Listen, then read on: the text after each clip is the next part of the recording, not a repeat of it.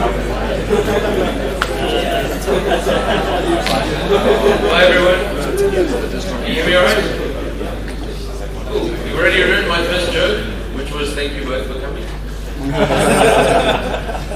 hope you guys have been enjoying this week and have enjoyed this week. And yeah, thanks for getting up for my talk after the party last night, after parties, and allegedly after parties. So on a vaguely related note, this might be a little rough. I mean, me, not the talk. Cool. Actually, it's really cool to be like doing RL these days. It was just a few years ago when it was this thing that like machine learning people, when they were giving talks, had like a one-liner of, oh yeah, there's also RL. But everything's really supervised learning and unsupervised learning. And now we're at a point where you go to ICML and there's more RL stuff and deep learning stuff, which I think is pretty cool. So I'm glad you guys are all interested in this. Yeah, so obviously we've had 2 other sessions on this. I'm going to take a slightly different angle on what's been spoken about and talk about some quite different things, which will hopefully make it interesting for the discussion. So the way this is going to work, oh yeah, the voice thing. There's like somebody not doing RL properly and realizing you shouldn't go to a loud place the night before you're talking. So I hope it doesn't make any problems to the sound person. So I'm going to give a talk for roughly an hour or so, and then we'll have a panel discussion, and that's hopefully going to be fueled by all your burning questions and get nice and controversial or something. So yeah. All right. So I just want to start off by, in absentia, thanking people for their slides, particularly George and Matt, who very kindly gave me a lot of the material I'm using today. And yeah, so some of you might recognize a bunch of it from George's talk last year. And I just happen to believe in some of this stuff, so that worked out quite well. Okay, so let's get started. So you probably don't need to know this, but I mean, you've seen this over the last couple of days. But just a quick recap, reinforcement learning is all about making decisions in this kind of sequential decision-making setting. So unlike something like supervised learning, where you're typically trying to make a once-off decision given a whole lot of information, we care about these kind of long-term effects, which you can think of in some sense as about learning behaviors. So I wasn't going to include this, but both Katya and Dave said this is obligatory in every talk. So the whole idea is obviously an interaction between some agent and some environment, whether that agent is a robot or a software agent or apparently some part of a machine translation system. But you've got this interaction between an agent, which basically gets to choose to take actions, and some environment which has evolving states. And the important thing is that the states are evolving as some function of the actions that are taken, and there's some reward that the agent ends up receiving as a feedback signal to guide what it's doing. Now the standard formulation, again, this should all be recap at this point, that people use to model these kinds of problems is as a Markov decision process, or an MDP, and that consists of all these different elements. So first you've got some states which describe in some way the configuration of the state, the agent, some combination thereof, everything you really care about in the problem, and which is obviously an important choice. You've got a set of actions which your agent can, that's really the problem, is choosing these actions at every point in time. You then have a transition function which describes how the world evolves and moves from state to state. And this is typically a function of the actions as well as the state, and that's what gives the agent some sort of agency in the environment. And so this is usually modeled as a function called T or P, which is a function of the state action and describes the probability distribution of getting to the next state. And then you have some sort of reward, which also is typically not at every transition, but on some of them. And that gives you some positive or negative feedback signal. And really this is what the agent is trying to maximize. So you've got your agent operating in some world where the dynamics of the world described by your transition function. So that's really like the physics of what's happening here. The reward function is if effectively your objective function, and that's telling you what you're trying to achieve, and that needs to be maximized. And then there's usually also this gamma discounting factor, which trades off the value of rewards now versus in the future, right? And that's got to do with effectively your uncertainty of getting into the future and how much something is worth to you down the line. All right, so this should all be fairly standard notation at this point. Gives us a nice starting point to go from. Okay, so Katja described earlier this week how you can do all sorts of cool things, like have these Minecraft agents learning to navigate through environments and not fall off cliffs into lava, which is a particularly useful skill in my opinion. And all right, so this would be a system that you could model as an MVP, and what you're trying to find in this case is some sort of policy or a behavior through repeated interaction with the environment.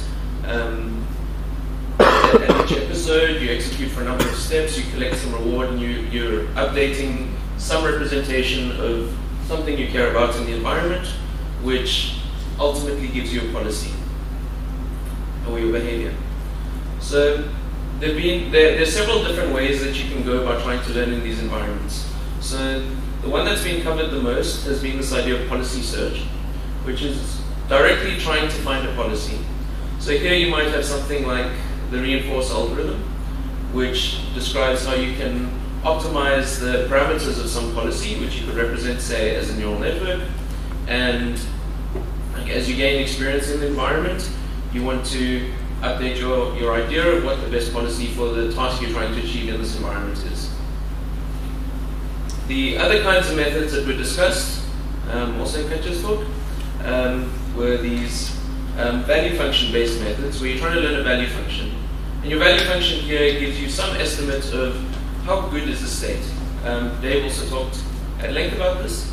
So what you care about is either you've got a state value function or an action value function, and I want to know how good is any particular position in the world or any particular action given a position in the world with regards to what I want to achieve. And that really rolls up how the world's expected to evolve from that point and the rewards I'm expected to gain from that point onwards. So ideally what you'd like is some estimate of the value of every possible option that you could take at one point. And if that's accurately describing the value of that state, then you can act greedily with respect to that value function. All right, everyone happy with this? Excellent. I'm going to take the 1 or 2 nods as complete agreement. Okay, so RL is obviously a difficult problem. Otherwise we wouldn't have to be here talking about it. And we would be interested in talking about it. And I think it's worth thinking about some of the reasons why this is the case. There's obviously a lot of reasons, so I've picked a couple that I think are particularly interesting. Now, in the one hand, if you think back to the Minecraft example, you've got this agent navigating in some sort of, effectively a maze. So we've got a little rat running around a maze, trying to solve some problem. But it's actually worse than that, right? We've effectively got a blindfolded rat that can't smell in the maze. And it's wandering around, and unless its state gives it some indication of, looking down a corridor or being able to peer over the walls, all it can tell is how good is the place I currently am. And effectively what you're going to do is run around this maze until you time out or bump into enough walls or fall into lava or something and reset. And do this enough times until you eventually build some model of effectively memorizing where the good and bad places are and the good and bad actions at each point. Right, so that's something I would be particularly bad at because I've got a terrible memory, and I do quite rely on my sights that I don't have to evaluate every point as I move around.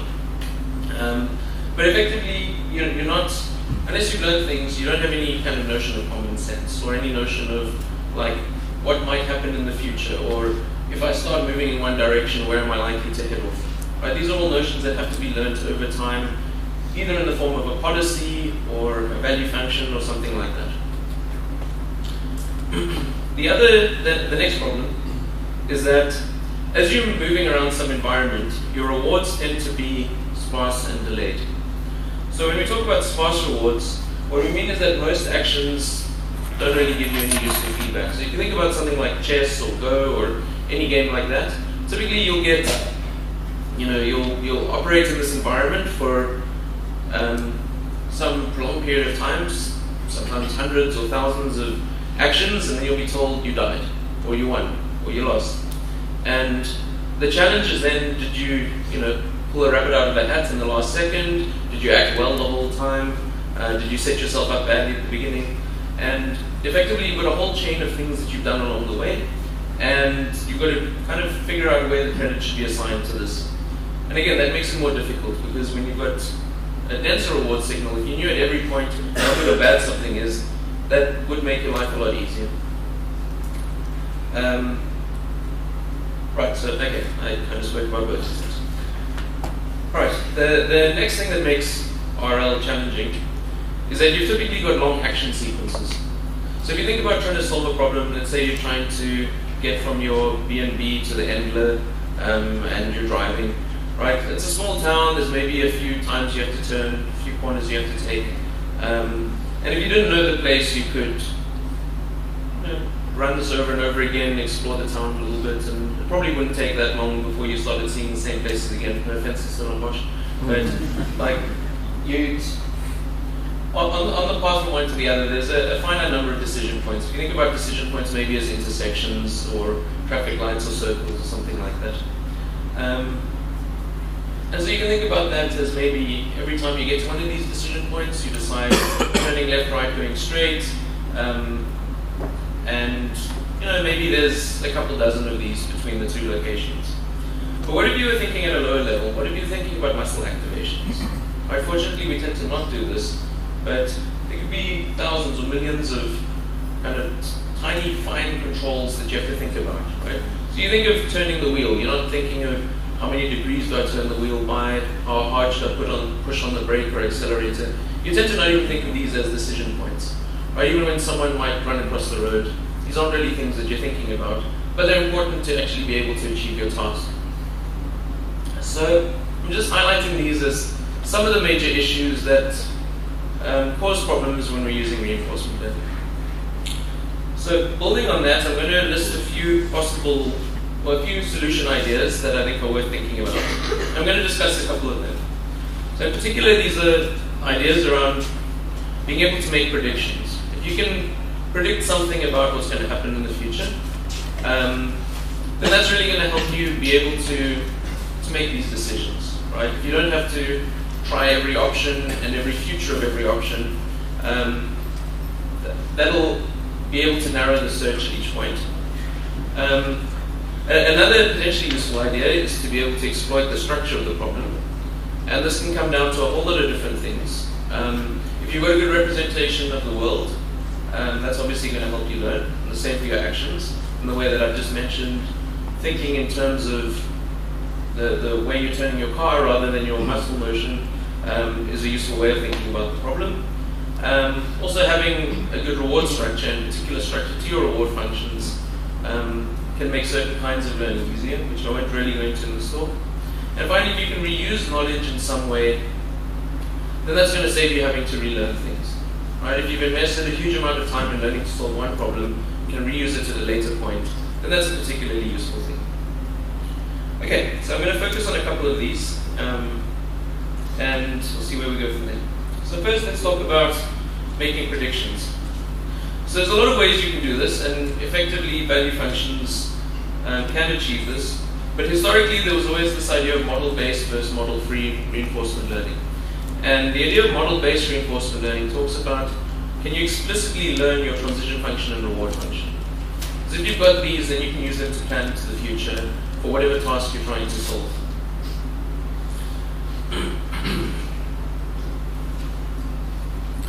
Right, if you've got, yeah. Could you just elaborate on what that error notation means in the previous slide? Maybe you can tolerate like small perturbations in learning, but not like huge meandering. Maybe you can tolerate like small perturbations in learning, but not like huge meandering off in random directions. Then I think you definitely want to do some sort of bootstrapping of knowledge in that kind of case.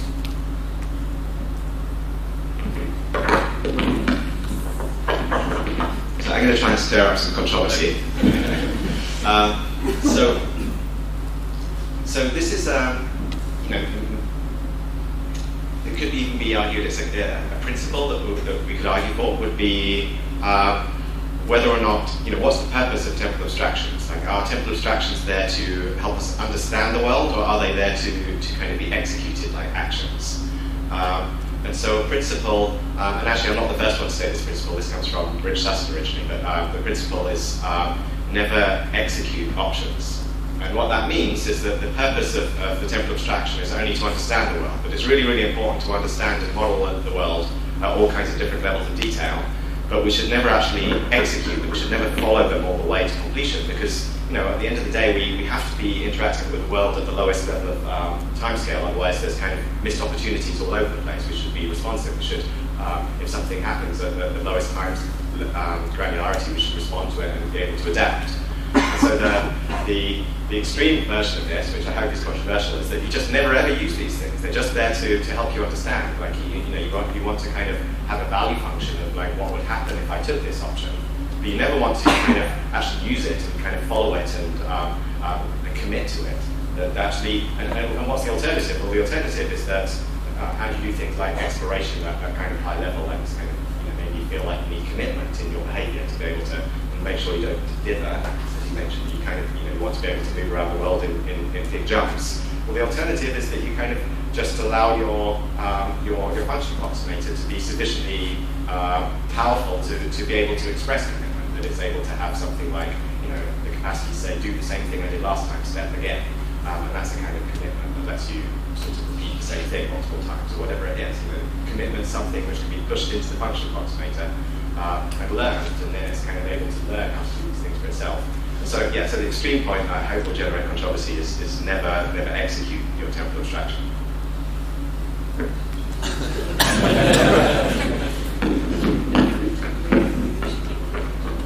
On and on.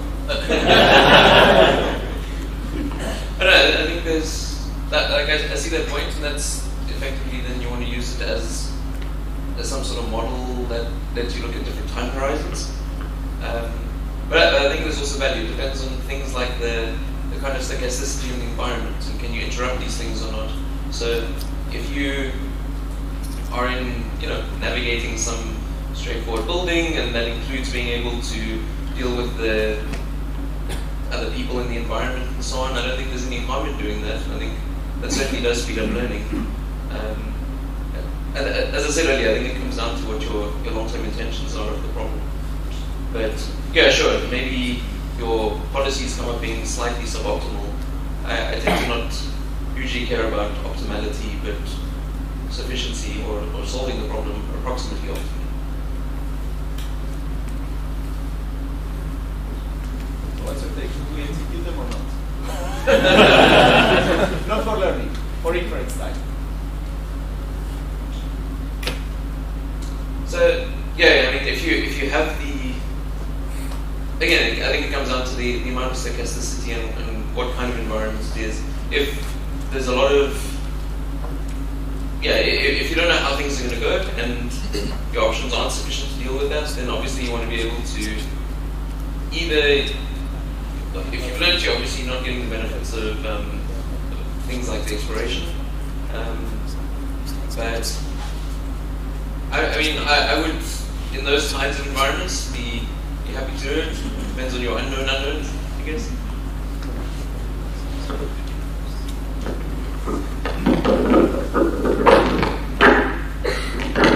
Okay, more questions. I'm seeing less hands than before, so I would like to see strictly more than before. Come on. Okay. Okay. This fellow over there with the color t-shirt. Not shirt. Yeah, that guy. Yeah, you. That's my So I wanted to know, especially with regards to David's hypothesis-based method of research, in the context of something like Stockfish versus AlphaGo Zero. So when you're programming something like Stockfish, you have to have a very deep understanding of the game before you start programming Stockfish. You need to understand things like pawn structures and whatnot. So you learn a lot about the game. But in, let's say, reinforcement learning, the only learning that you can do is, say, a post-meta analysis. You know almost nothing about the actual game itself when you start something like AlphaZero, right? But at the end you go, oh, okay, it's made this queen's opening versus this whatever. But to an amateur, let's say an amateur chess player, these don't make sense. You need to actually bring in a professional human. So what is the like level of learning that you can get from something like an RL-based model? So let me summarize the question. When you're using something like Stockfish or AlphaBeta, etc., you put a lot of knowledge of the domain in your algorithm, while as with algorithms like AlphaZero, etc., we let the algorithm figure out. So I guess the question is sort of, what do we actually learn about our domain from our models when we do this?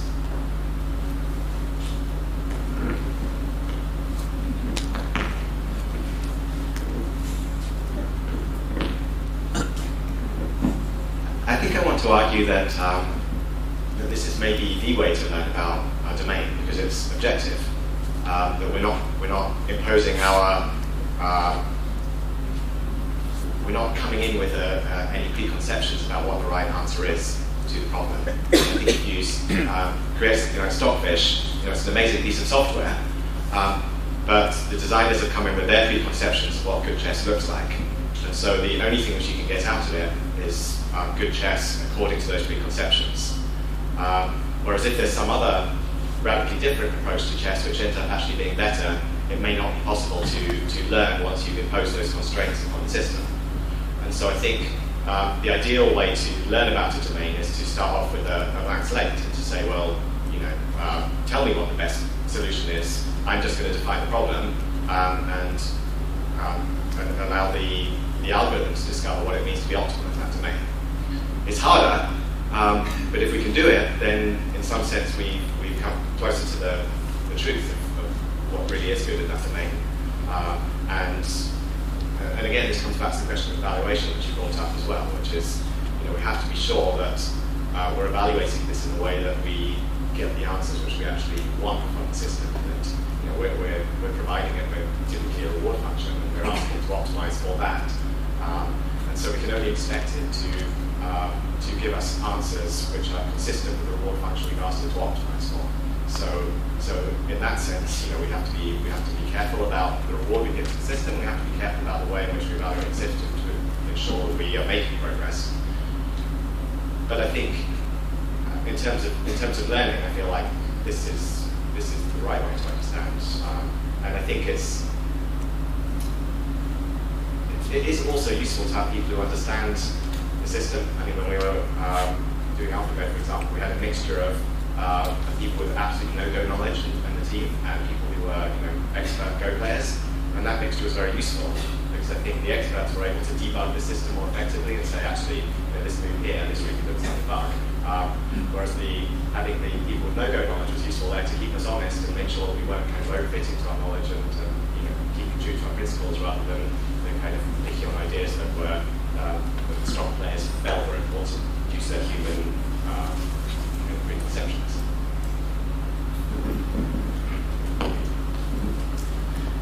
I want to make 2 points, and hopefully the second one will be a little bit more controversial than the first. First one around you brought up the question around hypothesis-based research, and I think it's a really important kind of back and forth. Even if I were to do more theoretical research, I think it's important to have some kind of application area in mind to actually focus the research. I think it's really hard to do just blue sky theoretical research in reinforcement learning without thinking at all about the kinds of domains or the kinds of problems that you would like to tackle, and having something that is really challenging, like Go, like surviving in Minecraft, like a wide variety of the domains that are come up, and including real world applications that maybe we aren't discussing as much as we should. I think it's a really, really nice way to focus the research and figure out what's important and what are the questions that we should and could answer, and what are the hypotheses that come out of kind of focusing on that domain. So I think that kind of cycle, that kind of back and forth is really, really a great driver of excellent research. The second point I would like to make is that David is always very adamant about not putting any human knowledge or starting with a blank slate. And I would like to argue that that is not the case for even AlphaGo Zero. there is a lot of human knowledge that actually goes into it. It's just at a different level of abstraction or a different level of granularity from something like the Stockfish system. Starting from the neural network model that, or the kind of model architecture, how many layers you put, how you initialize your weights, all of those are things that introduce some bias, and they are chosen according to what we currently think is best. You actually have a very powerful simulator where you can run and play out games and do planning. And there are choices about how you integrate all those different components. There's the point where you say, well, we had experts on there and they allowed us to look at certain moves and see whether something is a bug. All of that is human knowledge that gets introduced there. And I think it's important to kind of keep ourselves honest on that level as well and understand what kinds of biases might be introduced by that human knowledge. And it becomes harder and harder to understand what those biases are because the approaches become much more general and more complex, and so it becomes maybe harder to see what kinds of biases you might be introducing and in what kinds of solution or what kinds of directions those biases are actually pushing the system.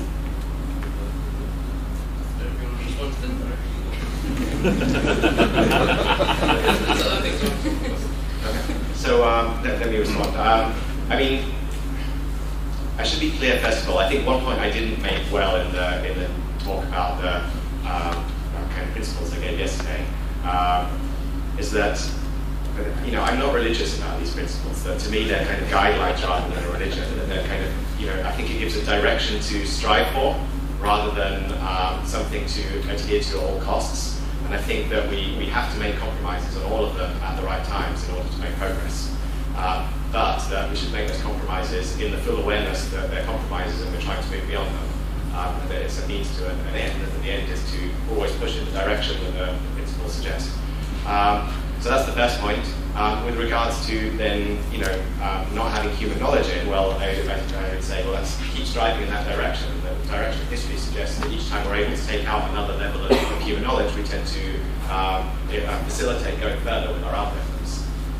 And the second point I would make is that we should probably try and differentiate human knowledge that we bring in, because there's always inductive biases to our algorithms.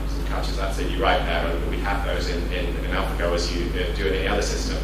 But I think we need to differentiate general inductive biases, which are true across many domains, from those which are specific to individual domains. And so when we talk about zero in AlphaZero, it's meant to mean zero domain knowledge, domain-specific knowledge. And the fact that it can be applied to other domains than Go suggests that we've at least come close to that objective. And so yes, there are inductive biases in there. We use convolutional networks. Convolutional networks have got very strong biases. Even neural networks have strong biases that not just the initialization of the weights, but the very fact a neural network is building a really powerful piece of prior knowledge, which is there's compositional structure in the world, and that's a huge power, and probably one of the main reasons why deep learning is so successful, because it's assuming that building modules on modules and modules is a good way to express knowledge in the world and capturing some kind of compositionality. And if you don't start with any such prior knowledge, we know there's theory that says actually you can go nowhere.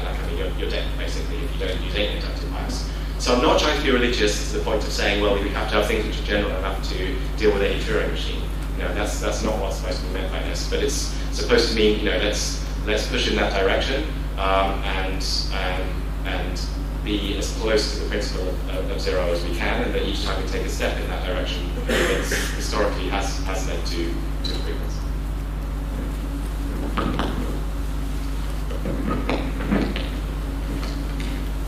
With my other hands on as a part-time roboticist, the other kinds of biases that we tend to bring in would be even just the sensors that we'll put on the system and the raw data that we're collecting from it.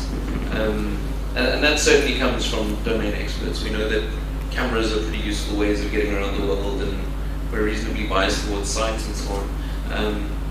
And I think that's just another thing to think about, which maybe in the Go setting isn't as big a deal, but I think going towards more real-world type settings does bring that in.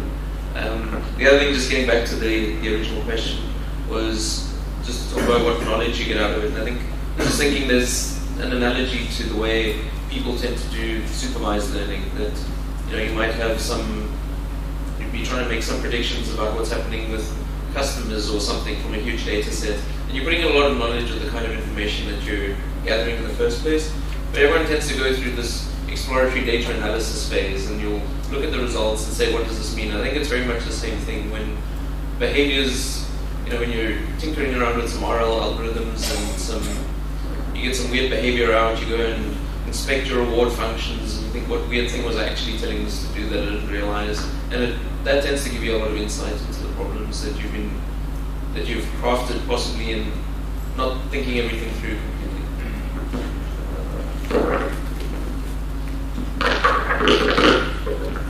One thing is the microphone comes past on its way,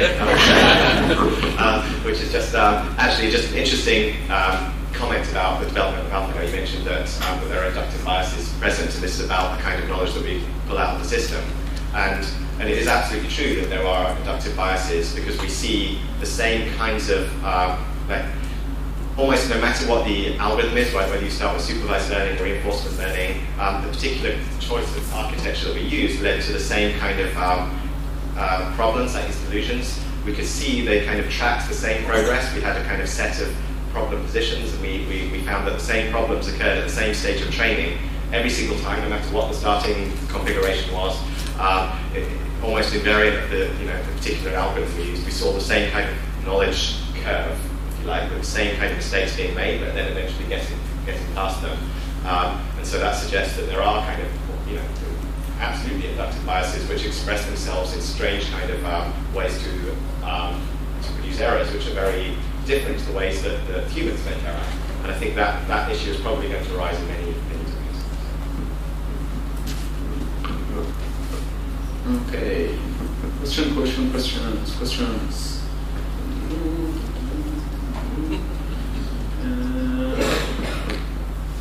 Let's see.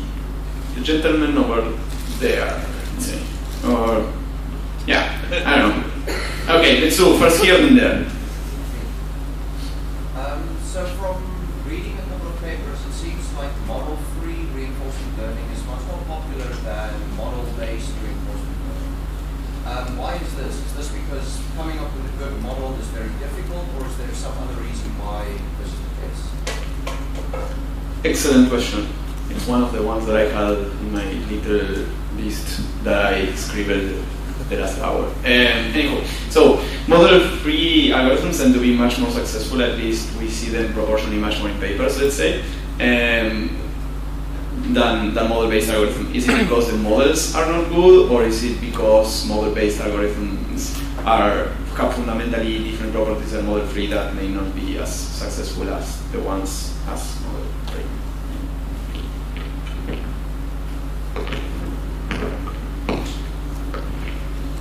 I think model-based approaches have played a very strong role already. They're maybe not written about as much in the literature at the moment, but I think there's a comeback. I think it's a really interesting direction to think about model-based learning, and especially the connection. So can you integrate model-based and model-free approaches? And that's an area I'm personally very excited about. Kind of historically, I would argue that in the kind of optimal control literature, that was almost exclusively model-based. And if there is a specific problem that you want to solve and you have a lot of expertise about that, then by all means, why not start with a model that maybe only has a few parameters that need to be learned and that you can use to very effectively, efficiently come up, derive a solution. And it's maybe not as glamorous as some of the more recent kind of really impressive results, but it's quite widely used in that particular form. So it's a really important part of reinforcement learning. The kind of notion of what is a model and what isn't a model is also very fuzzy. So some people would say that even the replay memory in DQN is actually a model. So it's kind of arguable that maybe there are some model-based and some model-free components in a lot of these algorithms, even the ones that are very popular today. But I think there's really interesting directions to explore. So for example, at ICML, there was some work where people learned both a predictive model and a model-free component simultaneously at the same time, and that turned out to lead to quite strong kind of inductive biases again that allowed the overall approach to learn very effectively and very more data efficiently than it otherwise would. So I think it's a really fun and exciting area to think about and kind of push further.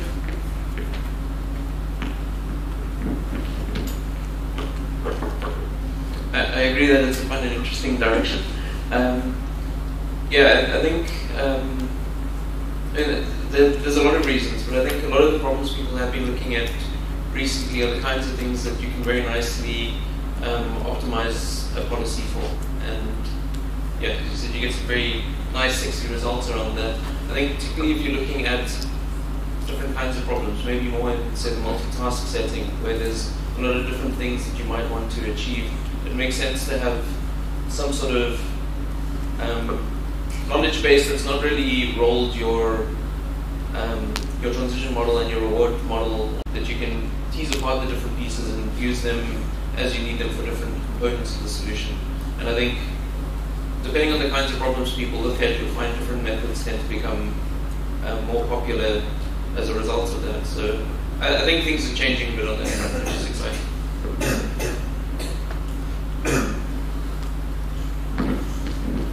So I think this is a really important question. I think I agree. So Katja already pointed out that actually, if you look at other parts of the literature, you will find a lot of work on model-based RL.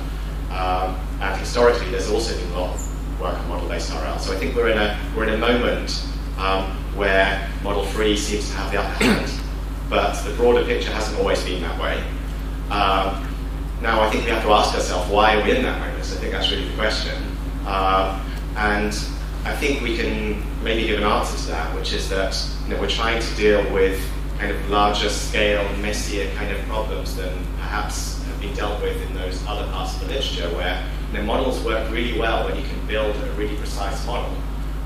And so if you're in a world where you know exactly what the state is that you're dealing with, you know what your state variables are, and you know how to model what the next state is going to be, that's a much easier case for model-based RL than when you have to also discover the state for yourself from partially observed messy kind of situation where you're picking up you're in some kind of three-dimensional navigation problem, and you have to kind of even figure out which part of the map you're in. No one tells you that you're going to move from this part of the world to this part of the world. You have to construct the state representation, you have to construct the model from that, and you end up with a lot of error in your model as a result. So I think the fundamental issue then is that when we start to plan with these models, we end up rolling forward these imperfect models, which are fundamentally imperfect because we're trying to model really hard things, and we end up rolling forward these imperfect models multiple steps. And I think that leads to two problems, actually, which I think are the reason why model-based RL has not so far is not currently has the upper hand in these problems. The first of the two problems is compounding error, which is that if you take an imperfect model and you take multiple steps of your planner and you start to imagine multiple steps forward, those imperfections grow and grow and grow. It's like, you have some imperfect model, you start off kind of imagining quite accurately what's going to happen, but at some point you're going to take some fictitious step that's going to take you into a situation that you don't understand what's happening, and all of a sudden you're in some kind of hocus pocus land where anything can happen. And we really see this. I mean, to give you one example, we have the DeepMind lab we work with is another three-dimensional kind of simulated world. And when we try to build models with this and then plan with those models, we get these really beautiful looking models that look like they're kind of perfectly reconstructing the pixels, and it looks like you're kind of, if you follow the same actions that the examples from which it's trained, you end up getting really nice reconstructions. But now if you try to generalize and take some other sequence of actions, you end up kind of asking the agent to plan with this and to take a series of actions. It ends up, the first thing it does is it looks up and sees that there's kind of, apples, which are things which give you reward in this domain. It sees that there's apples in the sky. It thinks that the whole world is full of this like paradise filled with apples in the sky, and then it goes up into the sky and starts collecting apples forever. So this kind of problem is really hard, and it highlights the second issue, which is that when you plan with respect to a fictitious model, we're exaggerating these problems of compounded error, because it's like we're trying to search over this exponential space. Imagine you're doing like an AlphaGo search or something, and you're building this large search tree over a model that's got inaccuracies in. what it's going to do is pick out the kind of most optimistic error out of all of these millions of possible futures that it could consider. And so it will do a really good job of what you've asked it to do, which is to find the apples in the sky. And that makes it really, really hard. Like, I think we don't have satisfactory answers to how to deal with the combination of planning with inaccurate models. Now, if I were a very strong adherent of Gaussian process-based solutions, then I would say that no, that has already been figured out. All you need to do is properly take into consideration your uncertainty over potential futures, and that Gaussian processes are a way to do that very effectively.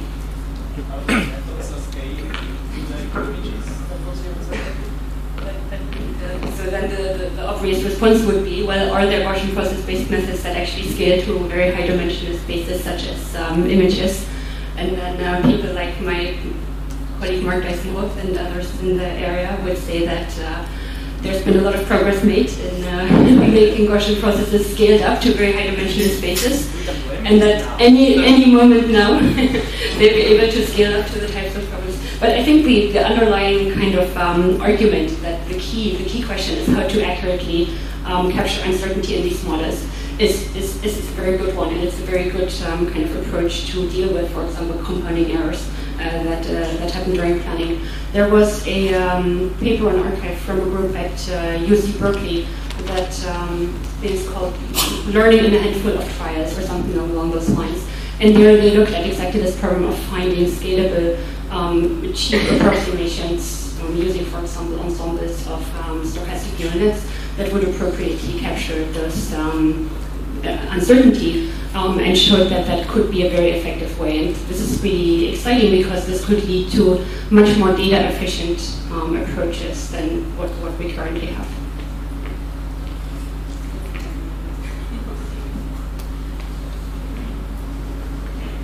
So I will allow myself one little comment about this. If you look at all the literature on efficient exploration, really all the algorithms that achieve efficient exploration, and by efficient I mean that they require a polynomial a number of samples and compute as a function of the number of states, all of them are model-based, like Armax, E3, etc. The only downside, aside from the fact that you need a very good model, is that they're extremely hard to incorporate with function approximation. And one of the reasons why is because, as you're saying, they require very good notions of uncertainty, which we don't really know how to do in high dimensions. Anyway. So now, back to questions. I remember over there was a hand. Yes. We have a really great moment with regards to proliferation of great technology ideas. So like blockchain, 3D printing, and now reinforcement learning. All of it's also really open source and very available. And we've started to see a little bit of the dark side of that proliferation. So with blockchain, we saw the dark web, and with 3D printers, we've seen 3D printed guns. Are you guys worried potentially about stuff like that for reinforcement learning and not having essentially very well-defined controls of that proliferation? So, interesting question. Are you worried about bad potential outcomes of open source software in the context of reinforcement learning? But luckily, most of reinforcement learning software is not open source because it comes from a lab that very rarely open sources software. But anyhow,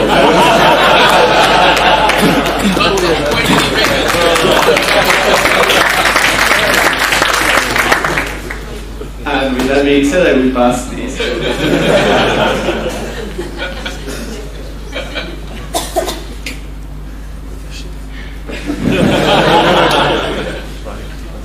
I think this is a really important question.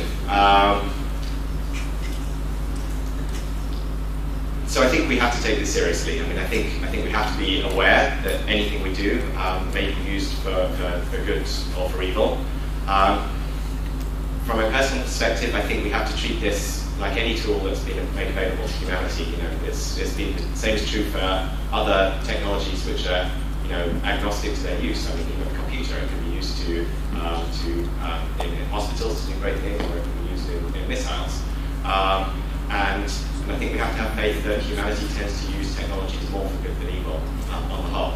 And I believe the same will be true for reinforcement learning. And that isn't to say that we shouldn't take the responsibility seriously. And certainly in DeepMind, for example, we have a very strong ethical policy about how we allow what interactions we will consider, and we have a very strong, for example, non-military policy. It will never be used for military purposes. That doesn't mean that the algorithms we publish won't be used for military purposes, or that software which is made open source, which, by the way, there is actually now, if you look on the website, there's quite a lot of open source software that comes out to DeepMind.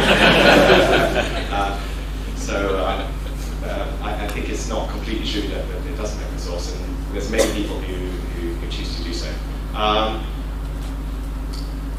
But I think it's massively important. We have to keep monitoring ourselves. We have to take these questions seriously. And what is the future of our field? Where are we going with this? And I think the questions become more pressing as the algorithms become more powerful. And I think we have to just keep having an open dialogue and make sure that everyone's engaged in that dialogue. I think that's the right way to go forward.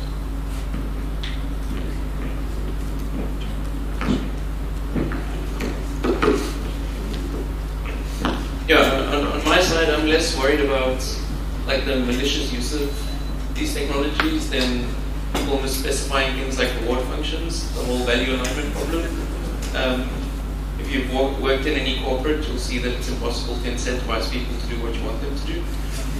So this is something we struggle with anyway, and I worry that if we've got these incredibly powerful optimizing systems and we don't put enough thought into what we're trying to actually get them to optimize, we can do all sorts of wonderfully terrible things to ourselves. Thanks for the excellent question, first of all. I think risks around technology, around machine learning, around reinforcement learning are real, and they happen already, right? Even in supervised learning, we see their biases due to the kinds of data sets that people have, their decisions that are made based on prediction systems that people don't fully understand. And these have real effects on real people, and sometimes with huge detriment. So it's really, really important to have those discussions and understand what the potential uses and also misuses are. Some of those misuses, you don't need an adversarial actor. It's really just people not fully understanding what's going on, or just not thinking through the consequences of the systems that they have actually built. And I think it's really important to have those discussions and understand that, and to have many, many different people also probe these systems and be open about the potential drawbacks that they have. More generally, when you look at technology, as Dave said, technology isn't moral, it isn't inherently good or bad.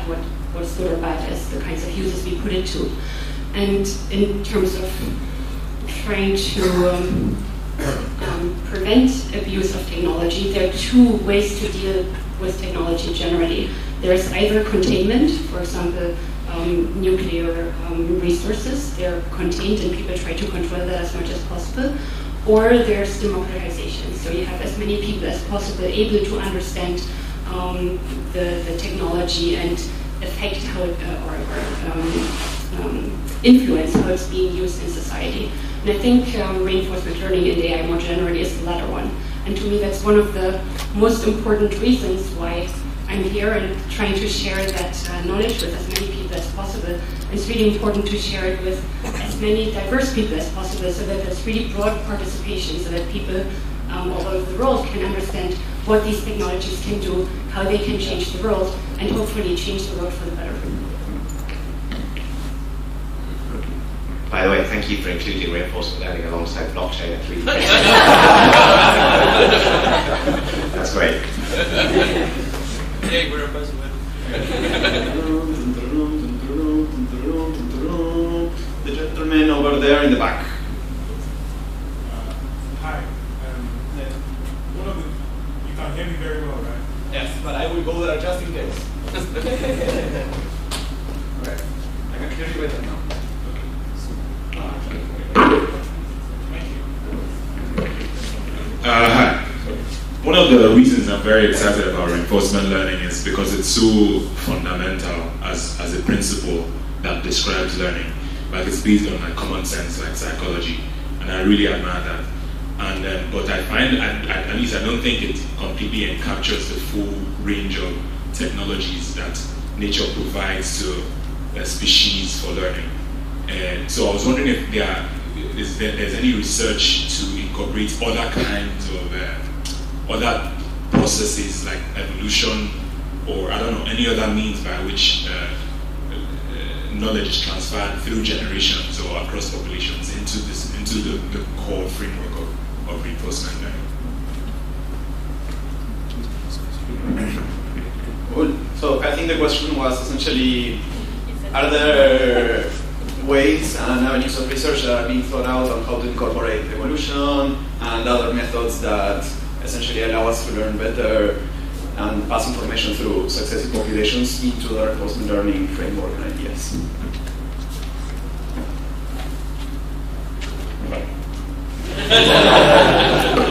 Go for it. I mean, it's obviously always interesting to get inspiration from different places, and I think I personally always find it quite cool to be able to find ideas that have made their ways from places like psychology or evolution into machine learning. I think there's a lot of potential to bring in different ideas. A lot of interesting work coming out of behavioral economics, for example, and looking at the effects of how people seem to discount future rewards on different time horizons based on their current life circumstances, and I think that those kinds of ideas are quite interesting and things to think about, and there's certainly a lot more still to discover there and hopefully bring into it.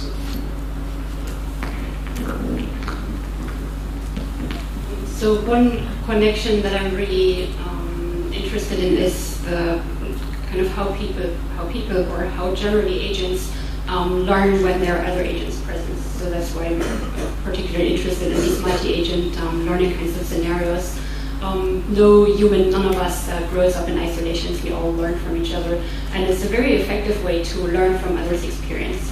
I think reinforcement learning as a framework can incorporate those kinds of learning mechanisms. I'm really excited to see some research coming out of conferences around learning to communicate, learning to collaborate within some group of agents. I think the research in that area has barely scratched the surface of what we can do now, and very excited to see where that goes.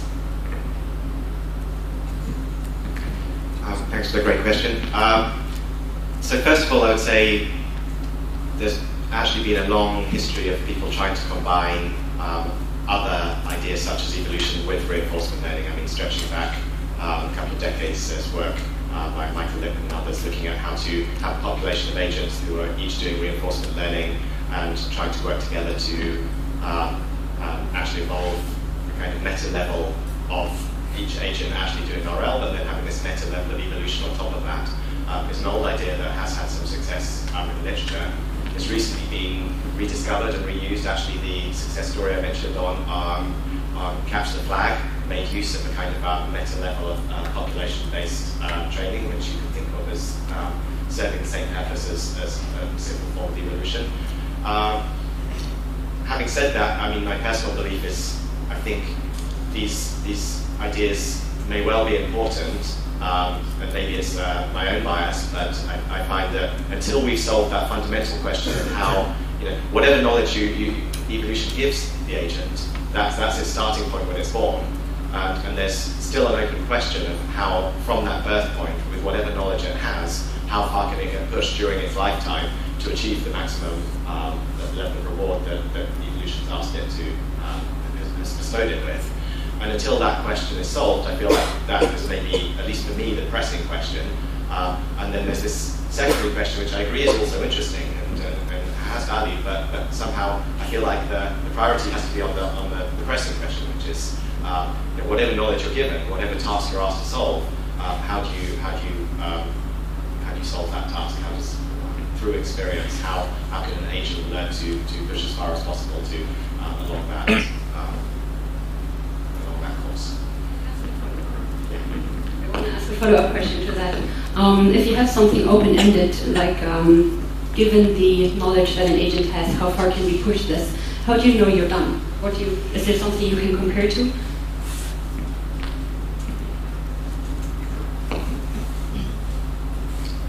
I mean, I think almost by definition we're never done. I think we, but I think what we're searching for is for our, we're searching for algorithms which will take us all the way. And that means algorithms that will continue to scale to optimal policies, given if we keep scaling up the resource which we give them in terms of computation and memory and experience, they continue to scale and do better and better and better until eventually they reach optimality. And then, of course, you can say, well, what about harder problem?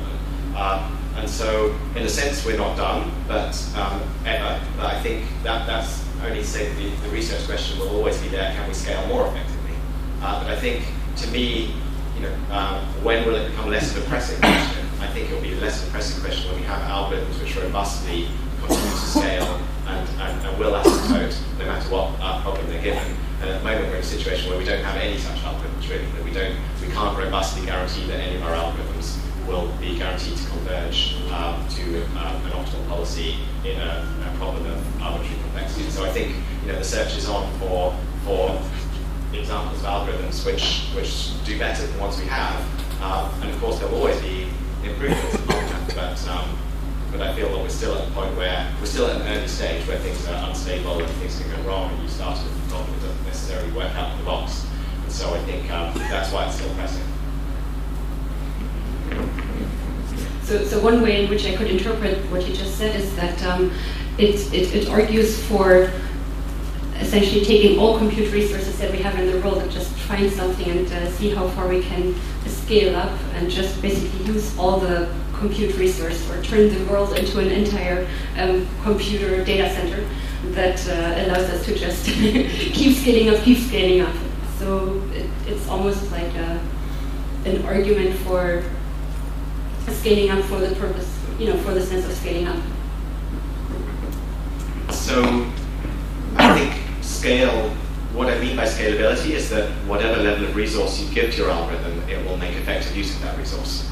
Now there's a separate question, which is if you're aiming to do leaderboard optimization, if your goal is leaderboard optimization, if that's your evaluation mechanism, you really want to win at your game of Go, whatever it is, or to survive the night in Minecraft, what will be the approach which is most likely to lead to success? And I think there's a strong argument that scale is currently the approach that will take you further. We can also try and be clever with our algorithms, but the question is, if our goal is to survive the night by any means, and we're agnostic as to what those means are, then sure, using more resources is likely to scale up more effectively. And I think, why is that interesting then? I think there's a kind of hidden message there, which is you believe that's maybe a misuse of our resource, or that wouldn't be an interesting research question. But I think what's interesting about doing that is, whatever the limit of our resources today, is probably going to be typical resource tomorrow. Like in 10 or 20 years' time, the kind of resource we used to use on AlphaGo might be available on our cell phones. So I think it's a way to kind of project ourselves a little further into the future. And if our goal is always to try and find the algorithms which are most effective and to generalize into the future, then running at scale is a useful tool to take us a little further in that direction. Now, I appreciate that not everyone has access to that, and so it's a very unlevel playing field that we're talking about. And so I think it's also really important that we consider the other type of research, which is to fix the level of resource, do hypothesis-driven research, and really try and understand which of the methods are most effective at a fixed level of resource. And I think that's how we gain understanding. And gaining understanding is massively important as well. And so we always need both of these things. And I think that gaining understanding is also something which transports us into the future, because it tells us, if we can do it effectively, it tells us what are the methods which we believe are going to be most useful 10, 20 years from now. But I don't think that excludes the idea that scaling up our resources is a useful activity and that we gain knowledge from it.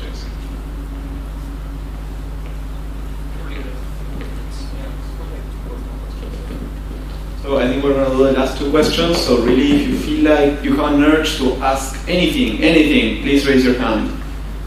Okay, cool. We'll do the gentleman over there and then the gentleman over here. Yes, yeah. Over it. Okay, so if you look at supervised learning, one of the things that has really democratized learning is like transfer learning, so people can use networks like say BDE16 and transfer the knowledge gained from like billions of samples to a new problem with smaller sample size and less compute power. So Benjamin kind of next time we talk with model-based reinforcement learning and options. So what does it seem of transfer learning from reinforcement learning?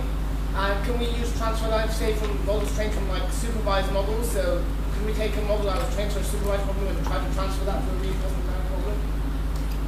Yeah? Okay, so I'll repeat briefly the question. What's the state of transfer learning, reinforcement learning, and for example, can we train a module or pre-train a module on a supervised learning problem or another problem where we have more data and then transfer it to an RL task or CAN? And I guess similarly, what's the generalization across like different environments and what's the degree of transfer learning that we can do in RL?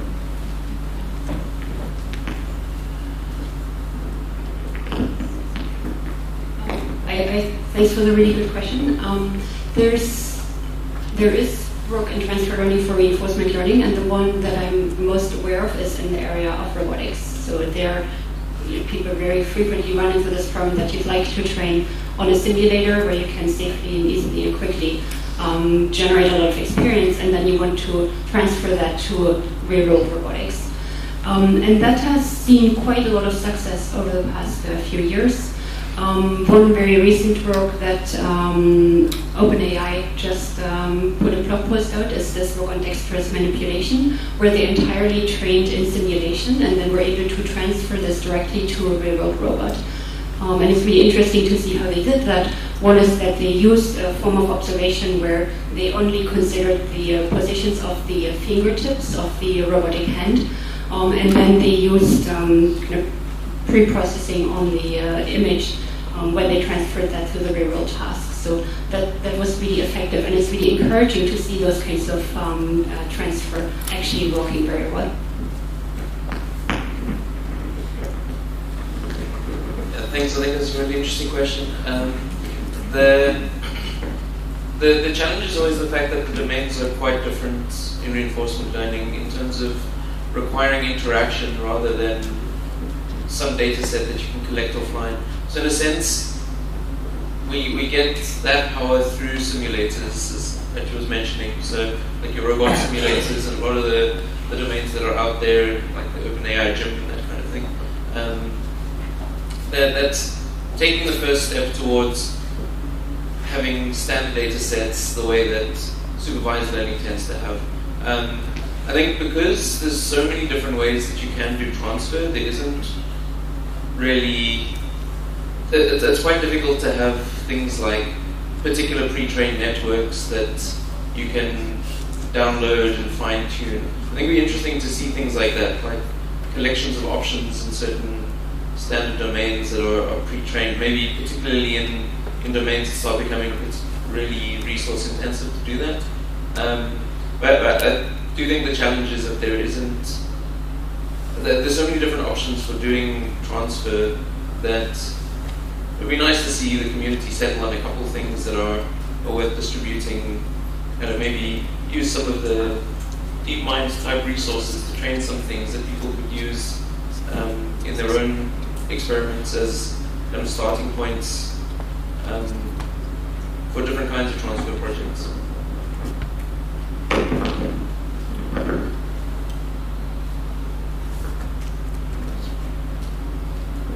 So I think transfer is a really interesting question. I guess my personal perspective is that there are maybe two different reasons we might want to care about transfer. And you gave one, which is a very pragmatic concept, which is you have some real issue where you, for example, as Katja said, you might want to, you've got a very limited amount of data coming from your robot, but you have a plentiful source of data coming from your simulator. Can you transfer from the plentiful data source to the scarce data source? The other reason that people think about transfer is because we kind of have this sense that when we go to really rich worlds and have that we will need transfer, that we will need our agents to be able to be more, human-like in the sense that we solve one problem and then later on we encounter a related problem. We're able to kind of make use of the knowledge that we built up from the first problem to help us address the second. So my personal view on the second form is that wouldn't wouldn't it be nice if we could integrate that into our usual way of thinking about RL? That actually, do we need a separate setting? Do we need to think of this as transfer, or can we just think of this as generalization, as part of the same environment? So perhaps we could rather think of this, instead of it being like a handcrafted curriculum where we say, okay, we're going to have this task and then this task and then this task, which is how the transfer problem is normally formulated. If instead we formulated it as a single environment, which just so happens that single environment has multiple kind of subtasks embedded within it, and that's the natural problem that you then have to solve. Because that's, after all, the situation we're in as humans. There's one world. It's not really that there's multiple different tasks that we neatly know that we start this task and then this task. They kind of stream into each other, and we choose which of those tasks to do at different times, because that's the structure of the overall problem we're trying to solve. So I think for that second point, I would argue in favour of maybe having a more integrated view, where transfer isn't like a separate part of the way we think about RL, but it's integrated with the rest of it. For the first point, I think that will always be there, and I think there's a really pragmatic concern that you've brought up, and I think for that reason transfer will continue to be important to find our starting point in problems where we just don't have the facility to be able to generate as much data as we would like. Okay, last question from the gentleman over here. I just wanted to ask with regards to alcohol and also and sort of the application of reinforcement learning to solve this way things, also obviously what's been done for I'm just wondering sort of all of that work and those models that have been sort of implemented and have shown such success, are there sort of any immediate full application for those as opposed to what is happening sort of from the project side where there's stuff happening all the time to move out of the application and see how it can get applied in the world as a system for communities. So what does being done particularly for games is there how we sort of take that knowledge or those models and trying to apply them in some sort of problem in the world. The question was essentially about applications of ideas of AlphaZero and AlphaGo. So I guess I spoke briefly about one application in my talk yesterday, which was an Nature paper that was released earlier this year on synthesizing new chemicals from finding retrosynthesis as like these pathways to help construct new chemicals. I think that's one example of a real-world application. I think in general, it's clear that there will be other possible examples in the domains of science, in particular, where the rules are kind of known and we want to use those rules in a known way. I would say that, actually, why haven't there been, in a sense, if you look at the model-free approaches to RL, which we've talked about, they've maybe seen more application in the real world so far than things like AlphaZero. And the question is why? And I think it's because they're addressing a different problem, and a problem which has a larger scope of application, which is the full reinforcement learning problem, which is where you don't know the rules, the world is unknown in advance. And I think if we can crack that problem, it has even more application than what AlphaGo is trying to crack, which is essentially you're given the rules, you're given the perfect knowledge of the world, and now how can you plan to solve this fully? So I think maybe for that reason, the scope is greater if we can tackle the whole RL problem. Maybe an interesting way to also maybe ask the community, so people getting into reinforcement learning, to now that you have an understanding of what RL is and what kinds of applications, what kinds of areas it can be applied to, are there applications in your area of expertise that could benefit from those? I think things like AlphaGo can benefit a lot in areas where maybe there is a cheap way to simulate, but it's hard to find optimal or very good solutions because there is a very long planning horizon. I think those can dramatically benefit, and one application you've seen there. I think there are a lot, and they are maybe generally in this area of optimal control problems. and I'd be really curious to see more applications there. I haven't seen as many yet, and it might be because maybe understanding the solutions to AlphaGo it takes a step. People need to kind of assimilate that knowledge first before they can kind of get those insights on where to apply it. But I'm pretty sure that it will have great applications. So it's a super interesting question. Historically there's been a lot of use of simple things like bandit algorithms, where you don't need to think about the full RL problem. And I wondered a lot about how to make the business case essentially for reinforcement learning. And I think you're starting to see more and more of it. There's obviously been a disconnect between, and there always is, between people in industry that have problems and knowing what kinds of methods are useful to solve them. But I think it's been interesting to see more happening there. We see a lot more in the traditional control settings and process control, where maybe it's quite difficult to come up with the models and see if you can learn them as well. But they've been started to have kind of conversations and seen things around areas of like healthcare, and even an interesting project in the education space of trying to learn curricula for students, like optimal curricula for students. I think one of the issues that I have seen personally is that so unlike things like supervised learning, which are typically concerned with making predictions, which will then go to some decision-making board in a company or something, and they'll look at these predictions and incorporate that into their decision-making. Usually those kinds of people aren't that keen on the actual decision-making being automated to some extent. But it's clear that there's a lot of value in that, and I think certainly in the last couple of years there's been a lot more interest, and I'm pretty sure there will be a huge amount more going forward. Maybe one more point on the direction of applications. I think maybe one of the most lightweight directions for applying reinforcement learning, maybe more model-free reinforcement learning, is to use it as a predictor, so as learning a predictive model that takes into account the sequential dependencies within the program. Very similar to the kind of model-based model learning approaches that Benji was talking about earlier. I know that, for example, Joiner Precap was looking at some applications in ICU units, so intensive care units, where the decisions are really high stake, but you can use these kind of maybe multi-scale predictive models based on this insight of temporal difference learning to come up with very accurate predictions that can help the decision makers to make more informed decisions. And there, I think, is a huge application area that I think I'm confident over the next couple of years we'll see very exciting applications of those kinds of insights.